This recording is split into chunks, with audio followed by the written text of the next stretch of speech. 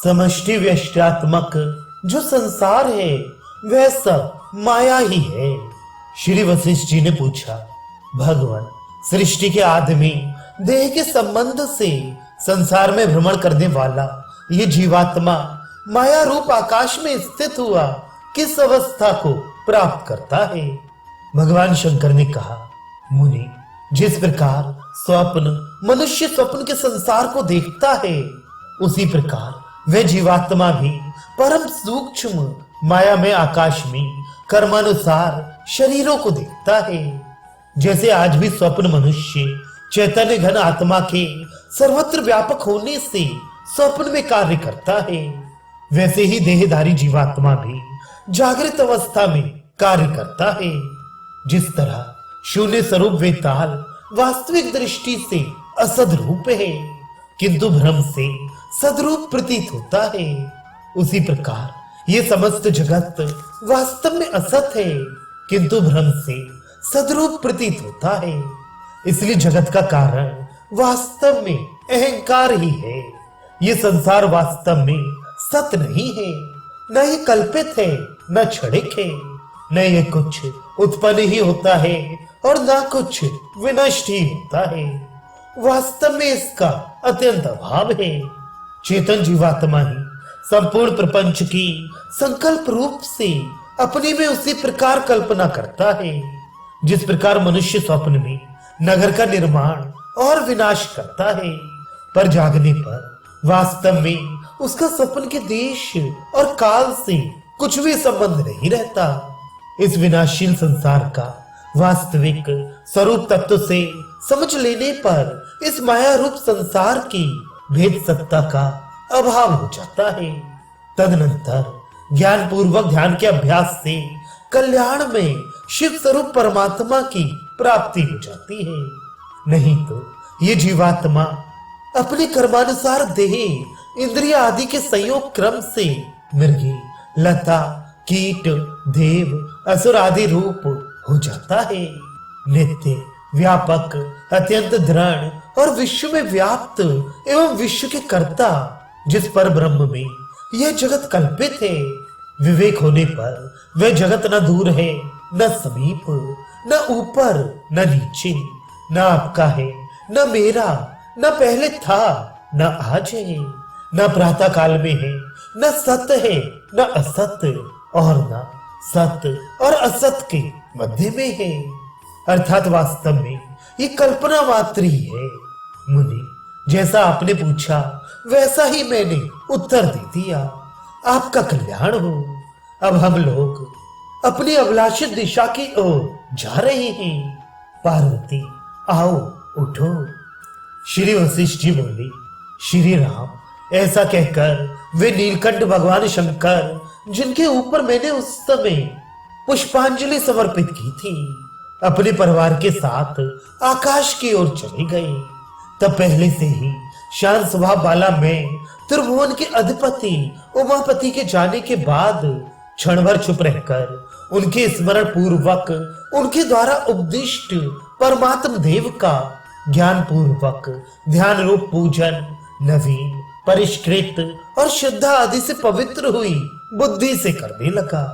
रघुनंदन महादेव शंकर जी ने सच्चिदानंद परमात्मा का ध्यान रूप यह सर्वोत्कृष्ट पूजन मुझसे कहा है और स्वयं भी मैं उसे तत्व से जानता हूँ। जिस तरह का ये जगत का स्वरूप है उसे तुम भी तत्व से जानते ही हो।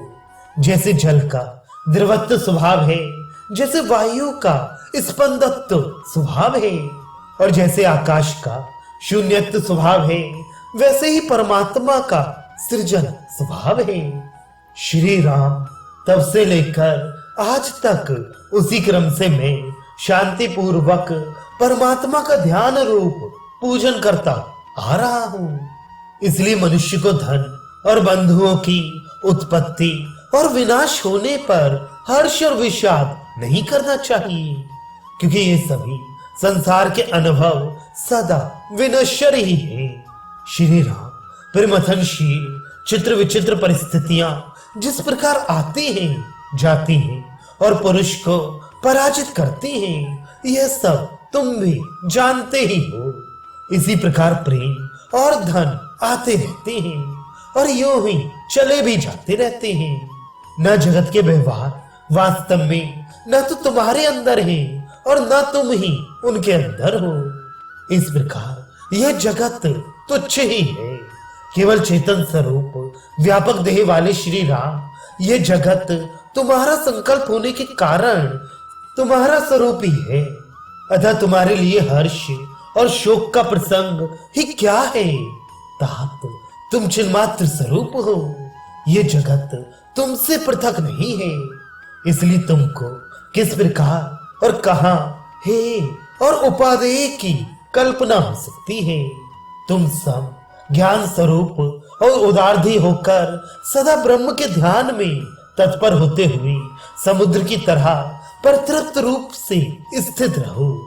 रघुनंदन, ये सब तुमने सुना और परिपूर्ण बुद्धि होकर तुम स्थित भी हो। इस विषय में और जो कुछ भी पूछना चाहो पूछ लो। पहले जो तुमने प्रश्न किए थे उनमें से यदि कोई उत्तर के बिना रह गया हो तो उसे भी आज पूछ लो। श्री राम जी ने कहा, ब्राह्मण, ना तो आत्मा उत्पन्न होता है, न मरता है और न माया से कलंकित ही है, तथा ये सारा जगत ब्रह्ममय है। इस प्रकार का मेरा निश्चय है। भगवान, मेरा मन शुद्ध और सब प्रकार के प्रश्नों से, संशयों से और इच्छित पदार्थों से निवृत्त है। इस चराचर संसार में ऐसी कोई वस्तु नहीं है जिसकी मुझे इच्छा और अभिलाषा हो, तथा ऐसी कोई वस्तु भी नहीं है जो मेरे लिए त्याज्य और ग्राह्य हो। मुझे ना तो स्वर्ग की आकांक्षा है और ना नरक से द्वेष है, किंतु मंदराचल की तरह संशय रहित हुआ मैं अपने स्वरूप में स्थित हूँ। ये जगत जिस रूप का दिखाई देता है उसी स्वरूप का है। उससे भिन्न उसका कोई दूसरा स्वरूप नहीं है। यूं जो मूर्ख जानता है उसके हृदय में ज्वाला के सदृश अधिक संतापदायिनी कुत्सित संशय समूह से होने वाली ये वस्तु है और ये अवस्तु है। इस प्रकार की कल्पनाएं पर्याप्त रूप से उत्पन्न होती रहती हैं। मूढ़ पुरुष जिन धन आदि विषयों के लिए कृपणता करता है, जगत की वे वस्तुएं वास्तव में है ही नहीं। परमेश्वर, हमने संपत्तियों की अवधि जान ली, आपत्तियों की सीमा का भी अंत देख लिया। हम सर्वसार अपने स्वरूप में दीनता रहित और परिपूर्ण हुए स्थित हैं।